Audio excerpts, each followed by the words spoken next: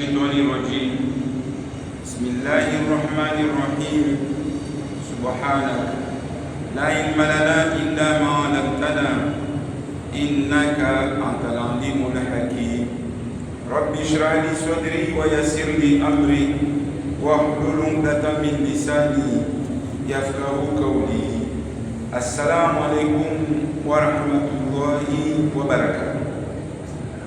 Aujourd'hui, le thème de la conférence est comment se débarrasser de la sorcellerie contre tout mal créé.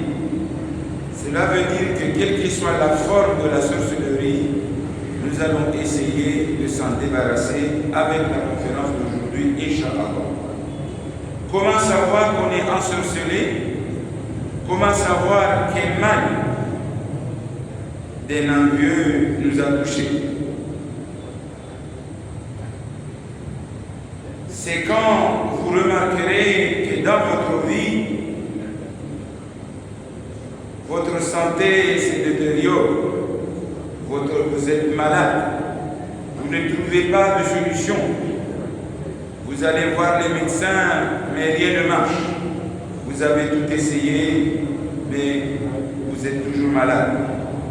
Quand vous remarquerez que votre travail ne fonctionne pas comme avant, que votre business est paralysé, que votre business est en chute, quand les médecins et les psychologues disent que vous êtes bien, que vous êtes en bonne santé, alors que vous, en réalité, vous vous sentez mal, vous sentez que vous êtes malade.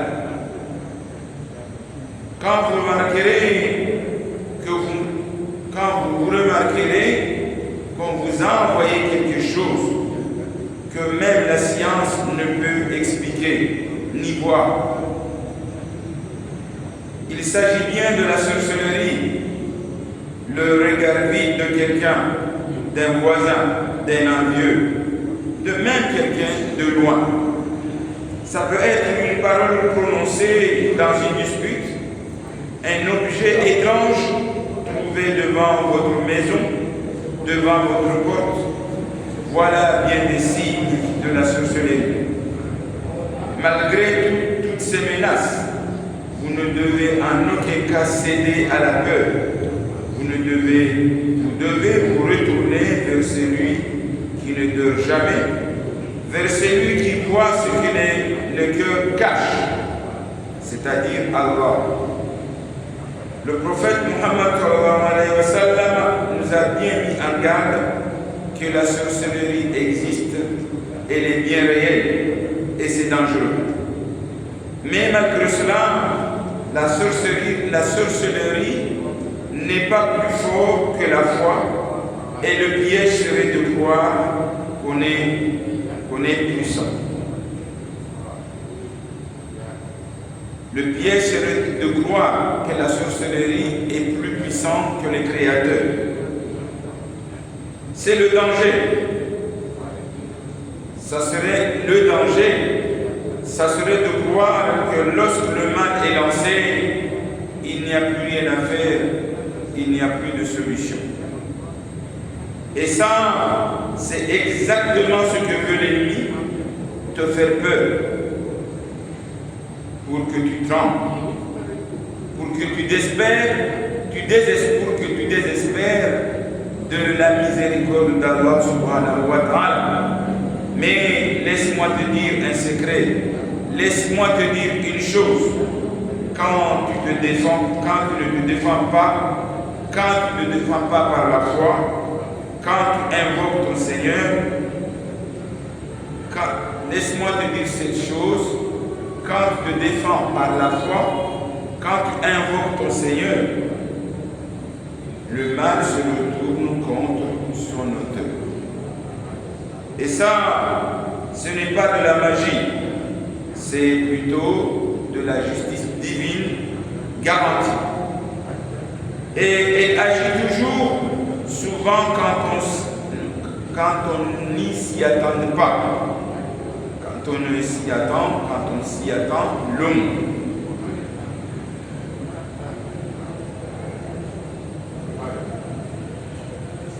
quand ces problèmes arrivent, quand ces malédictions arrivent, vous devrez plus que jamais multiplier les prières. Ça veut dire que vous devrez augmenter vos prières.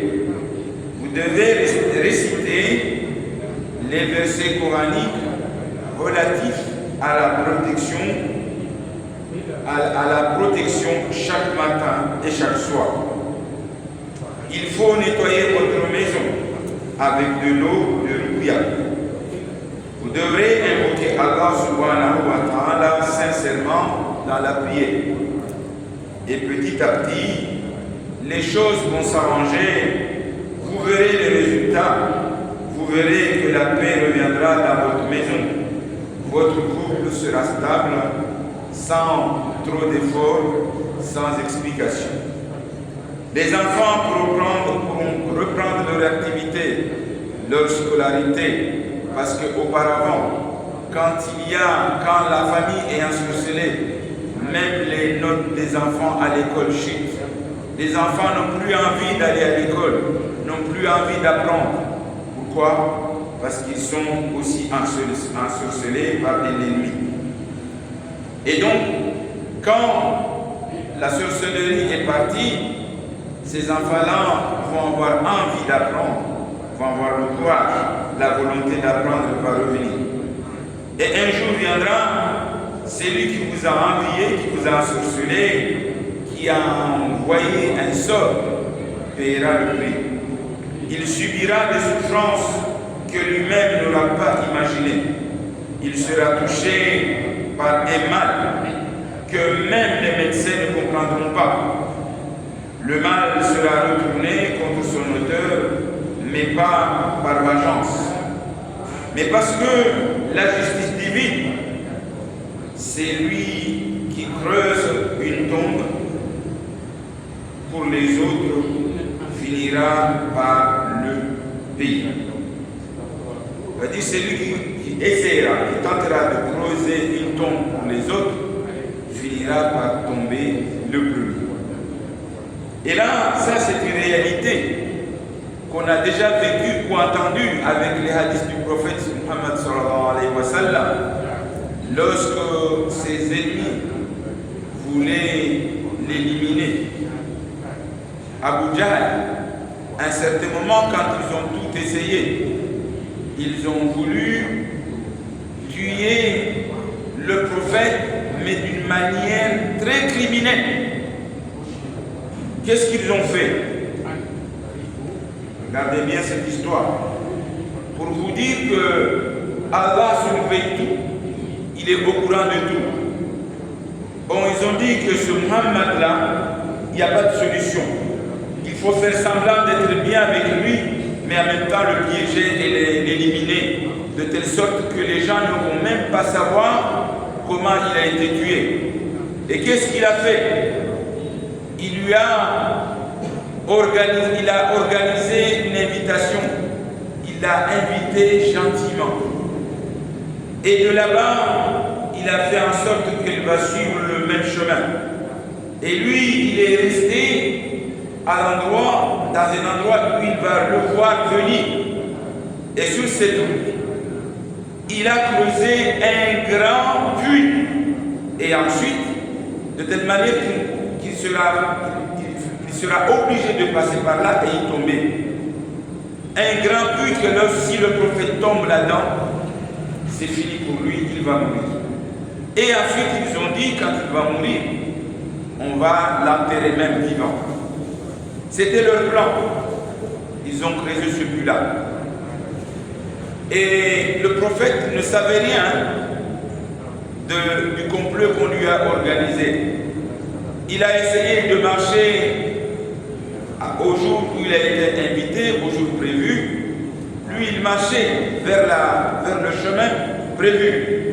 Et arrivé tout près, Jibril alayhi salam, par l'ordre d'Allah, lui a dit « Arrêtez Muhammad, il ne doit pas y aller sur cette invitation. » Et Jibril lui a stoppé, il lui a dit « Retourne. » Et Abu Jahl, Il voyait Muhammad arriver, il le voyait venir, il était tout content. Et quand il s'est approché du puits, il lui a vu faire demi-tour. Et qu'est-ce qu'il a fait? Il a dit, hey, Muhammad, viens. Pourquoi tu fais demi-tour? Il a couru en oubliant qu'il lui-même a creusé le puits et c'est lui qui est tombé dans le puits. Il est tombé dans ce puits. Et il criait, il a crié au secours à toute la ville, jusqu'à ce que la ville, tout le monde est arrivé. On a tout essayé, on lui a donné des cordes pour qu'il puisse monter. Les gens du village, de la ville, ont dû essayer pour le faire sortir de là, mais personne n'a réussi, impossible. Après, qu'est-ce qu'il a dit? Il a dit, vous savez une chose, ce trou-là, ce puits-là, je l'avais creusé pour Muhammad. Vous ne pouvez pas me faire sortir d'ici. C'est lui seul qui pourra me sauver. Allez l'appeler s'il vous plaît, qui vient me sauver d'ici. Et on est allé appeler le prophète Muhammad sallallahu alayhi wa sallam. Il est venu. Il a dit, il l'a supplié, il a dit, oh Muhammad, je suis en train de mourir, sauve-moi de cette situation. Et Abu Jahl a répondu au prophète Muhammad, il lui a dit, sauve-moi d'ici s'il te plaît. Le prophète lui a dit, si je te sauve, est-ce que maintenant tu vas te soumettre? Est-ce que maintenant tu as compris? Tu vas tu vas te repentir? Est-ce que tu vas te convertir à l'islam? Abu Jahl, qu'est-ce qu'il a répondu? Il a dit ça, c'est même pas quelque chose à discuter ou à penser. Moi, je suis en train de mourir. Ça, c'est même pas discutable. Tu me sauves et je me convertis. Et le prophète lui a dit, attention, parce que moi, je vais te faire monter avec une chose simple, mais avec la permission d'Allah subhanahu wa ta'ala. Le prophète n'a pas utilisé les grandes cordes que les gens ont utilisées. Il a pris un petit fil très mince, il a fait descendre et il a dit tiens, il a monté. Les gens étaient là, bouche bée, et il est monté avec ce petit fil. Miracle. Et le prophète lui a monté. Et il lui a sauvé. Et quand il est monté, qu'est-ce qu'il a dit? Il a été sauvé, il a dit toi tu n'as pas encore arrêté ta magie. Et il est parti. Voilà un peu comment se comportent les ingrats. Des gens qui n'ont pas la foi. C'était juste pour vous dire que celui qui creusera un trou pour les autres finira par tomber lui-même. Voilà une démonstration bien claire. Et le mal sera retourné contre son auteur, mais pas par vengeance. Mais parce que dans la justice divine, je viens de vous le dire, c'est lui qui creuse une tombe pour les autres finira par tomber le premier. Et dans un autre proverbe, on dit, on récolte ce qu'on a semé. Qui sème le vent, récolte la tempête. C'est Dieu qui a promis cela. Lorsqu'il dit, le mal qu'ils ont fait les enveloppera, les mal qu'ils ont fait les enveloppera. C'est une promesse divine, c'est Allah qui le dit, il le dit où? Dans la sourate 6, Al-An'am, verset 10. Alors, si tu as été visé par la sorcellerie, quand tu sens un changement dans ta vie, si tu sens un blocage qu'on ne peut pas expliquer, ne panique pas, ne désespère pas, ne va pas vers les sorciers, ne va pas voir les djinns des diables, ne réponds pas au mal par le mal, car le vrai pouvoir ne se trouve pas dans les formules secrètes.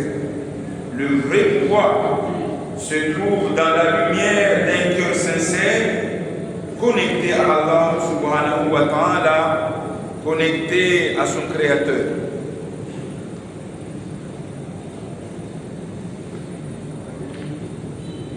Que dit l'islam sur la sorcellerie? Comment s'en protéger? Comment la faire échouer instantanément? La vérité sur la sorcellerie en islam, la chose la plus dangereuse, ce n'est pas la formule qu'il récite dans le noir, ce n'est pas non plus les nœuds qu'il noue avec rancune pour faire mal. Ce n'est même pas la chose qu'ils enterrent dans leur maison, dans la maison. Ce n'est pas ça. Ce n'est pas la chose qu'ils enterrent dans ton lieu de travail. Ce n'est pas la chose qu'ils enterrent dans le lieu où tu fréquentes, sur ton terrain par exemple. La chose la plus dangereuse, c'est l'ignorance. Le fait de croire que la sorcellerie n'existe pas. Ou le fait d'y croire, mais oublier qu'Allah, que c'est Allah le puissant. Que c'est Allah qui est plus savant que tout sorcier sur terre. Quand tu négliges ces deux éléments, tu n'es pas bien protégé, voire tu n'es pas protégé du tout. Alors qu'est-ce qu'il faut faire? Allah dit clairement dans la sourate 2 Al-Baqarah, verset 102, les diables enseignent aux gens la magie ainsi que ce qui est descendu aux deux anges Harut wa Marut à Babylone. Ils apprennent auprès d'eux ce qui sème la désordre, la désunion entre l'homme et son épouse. Or, ils ne sont capables de nuire à personne qu'avec la permission d'Allah subhanahu wa ta'ala. Voilà la base, voilà le bouclier, voilà la clé de la situation. En islam, as-sihr est une réalité confirmée. Elle fait partie des grands péchés pour celui qui la pratique. Elle implique la mise en cause de notre foi. Elle implique des pactes avec les djinns, avec Shaitan, des sacrifices, des actes interdits. Tout cela pour manipuler les lois naturelles que Dieu a fixées. Mais attention, parfois ça peut être juste un petit objet caché dans un vêtement. Parfois ça peut être un souffle direct sur une photo. Parfois on vous donne juste la main. C'est pour cela qu'il ne faut pas donner la main à n'importe qui, faites attention. Parfois ça peut être une parole chuchotée dans l'ombre, un objet creusé dans un endroit. Parfois ça peut être quelque chose qu'on vous a fait manger. Et ces effets sont réels. La sorcellerie peut provoquer alors un conflit soudain, une séparation dans un couple, la division dans la famille, entre enfants et parents, une maladie mystérieuse que même les médecins ne peuvent pas comprendre, que même les médecins ne peuvent pas guérir ni voir, une distress profonde et permanente, sans cause réelle, des maux de tête répétés, on ne dort plus la nuit. La sorcellerie peut provoquer de l'isolement, des insomnies, de l'échec répété. Le prophète Muhammad sallallahu alayhi wa sallam lui-même a été ensorcelé par un juif qui s'appelait Labid al-Anzam. Il avait entré des nœuds dans un puits. Pour se protéger, le prophète Muhammad sallallahu alayhi wa sallam n'a pas crié, il n'a pas frappé, il n'a pas cherché à se venger. Il s'est seulement protégé. Comment il a fait pour se protéger? Il a récité les deux derniers sourates du Coran, qui sont un remède efficace. Les sourates Al-Falaq et An-Nas, sourates 113 et 114. Il a sifflé et Et il a répété 3 fois, et à chaque fois qu'il récitait les 2 sourates, les nœuds du sorcier se dénouaient. Et quand il a fini de répéter les 2 sourates 3 fois, il était guéri. Voilà donc une solution pour tout musulman. Donc Allah nous a donné cette solution. Donc les anges étaient venus, ils ont apporté assistance au prophète Muhammad sallallahu alayhi wa sallam, et ils ont enlevé cette sorcellerie qui était pourtant cachée sous les pierres dans un puits. Le prophète ne pouvait pas gérer ça s'il n'y avait pas l'assistance d'Allah subhanahu wa ta'ala par ses anges. Et vous voyez le miracle, Allah a réglé le problème par ses anges, parce que Allah est capable de tout. Il n'a pas besoin de nous.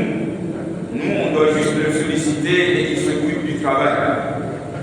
Dieu nous a envoyé, Dieu a donc envoyé ces 2 sourates pour nous protéger contre tout mal invisible, tout mal créé. Que ce mal se trouve dans la terre, sur la terre, dans la terre, dans la mer ou sur le ciel. Parce que la sourate dit Kul a'udhu bi rabbil falak. A'udhu bi rabbil falak signifie je cherche protection contre tout mal créé. Que ce mal se trouve dans les cieux, ou sur la terre, ou dans la terre, ou dans la mer, ou entre le ciel et la terre. Que ce soit de la jalousie, que ce soit de la magie, de la sorcellerie, peu importe, tout mal créé, on demande protection. Donc, nul n'échappera à l'attaque de ce verset prononcé, lorsqu'on le prononce avec sincérité et avec croyance. Donc,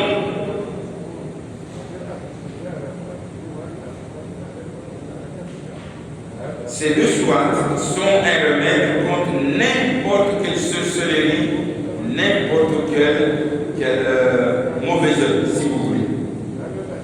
Si on croit, mécontent de se soigner avec des voyances, des talismans, des guérisseurs, des sorciers, des diables qui appellent des esprits, alors on joue avec le feu et les problèmes vont au contraire augmenter, c'est-à-dire qu'on essaye, on est en train d'augmenter au contraire les problèmes.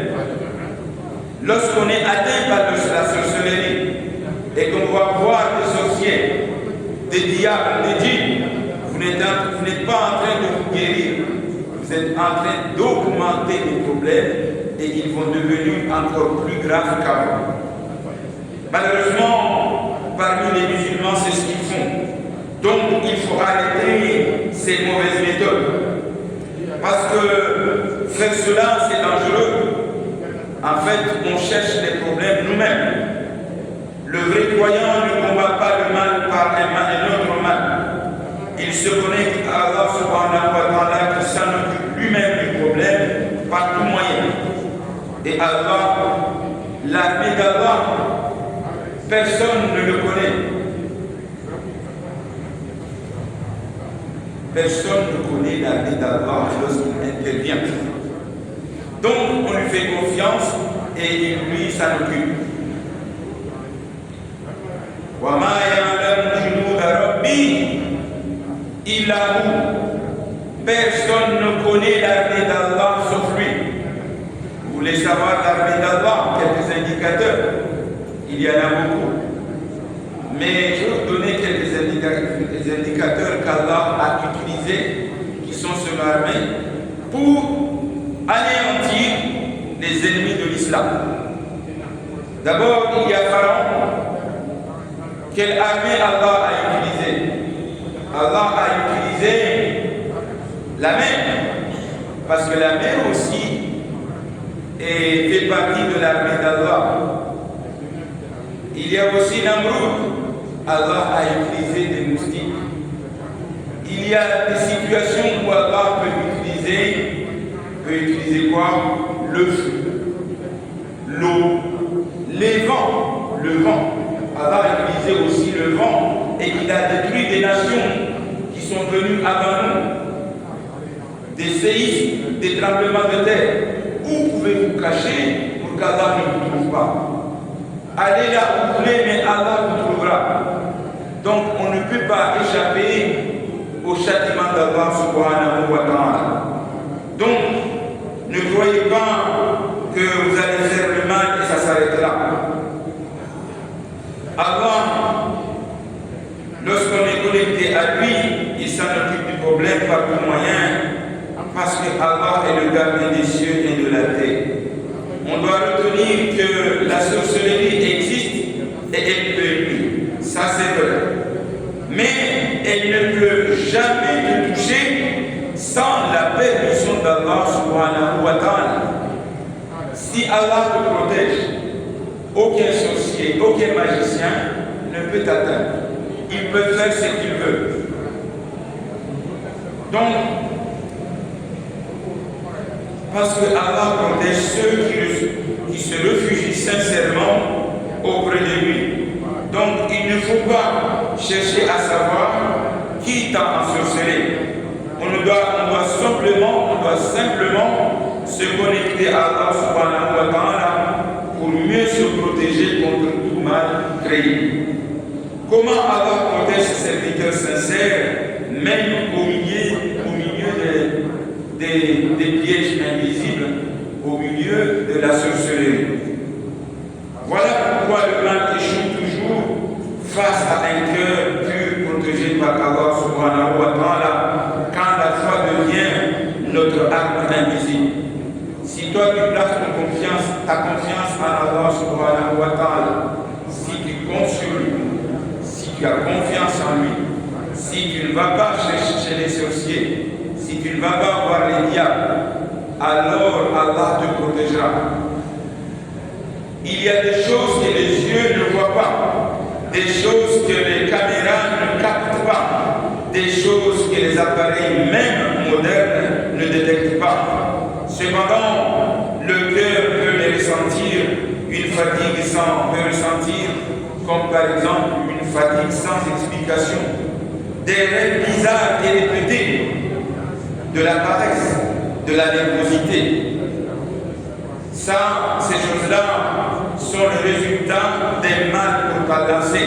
Ça, ce sont des signes de la sorcellerie ou du mauvais œil. Mais n'oubliez jamais ces choses, qu'on est entouré d'anges et Allah veille sur nous, jour et nuit. Allah nous protège et il nous surveille, jour et nuit. Et comment est-ce qu'on le sait? Parce que Allah dit dans la sourate Mulk, sourate 67, il dit quoi? Tabaraka alladhi biyadihi al-mulk wa huwa ala kulli shay'in qadir alladhi khalaqa al-mawta wal hayata liyabluwakum ayyukum ahsanu amala. Tabaraka alladhi biyadihi al-mulk wa huwa ala kulli shay'in qadir. Il a mis la semaine, vous ne croyez pas que les mains d'Allah sont complètes. Ça veut dire, Tabaraka alladhi biyadihi al-mulk, ça veut dire qu'il maîtrise parfaitement l'univers. Wa huwa ala kulli shay'in qadir. Il a une maîtrise parfaite, il peut agir à tout moment, soit pour punir, soit pour protéger. Vous avez compris le verset. Donc Allah a mis des caméras partout, pas pour nous punir, mais il nous surveille 24 heures sur 24, même quand on dort, pour nous protéger. Même quand les anges ne sont pas informés, il les informe. Et mon serviteur est en danger d'intervenir de telle manière. C'est lui qui donne l'ordre. Pendant même que toi tu dors, tu sais ce qui se passe. Alors, Allah est plus proche de nous. Comment est-ce qu'on le sait? Allah nous le dit dans le verset, dans le Coran, il nous dit, dans la sourate Kaf, sourate 50, verset 16, il dit: nous avons effectivement créé l'homme et nous savons ce que son âme lui suggère et nous sommes plus proches de lui que sa veine jugulaire. Est-ce que vous savez ce que ça veut dire? Allah dit qu'il est tout proche de nous que notre veine qui est tout près d'ici. Et ces versets-là, il est mal compris. On pense qu'Allah est tout près de nous physiquement. Non, c'est pas comme ça. Car il faut comprendre le verset, je vais vous l'expliquer. Cela veut dire que Allah nous connaît mieux que nous-mêmes. Les sentiments de douleur que tu ressens, Allah les connaît. Ce que tu vas avoir à t'arriver demain, c'est même pas pour arriver à Allah. Cela voudra dire qu'avant même que ton cœur ressente la peur, Allah le sait. Avant même que l'ennemi, l'envieux pense à te nuire, Allah est déjà au courant de le comprendre.